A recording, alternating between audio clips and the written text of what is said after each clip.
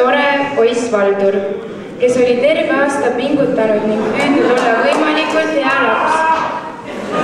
Ta oli isegi luuletuse pähe õppinud, igaks juhuks lausa mitu.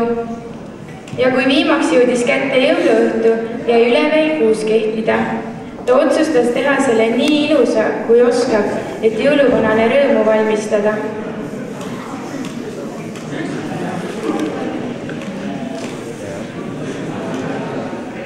Kui kuusk oli ehitud, otsustas ta jõuluvana ootama jääda. Ta ootas ja ootas ja ootas, peagi sai väsimus poisist võitu ning ta uinus. Unes nägi ta seda, mida ta tegelikult jõuludelt ootas.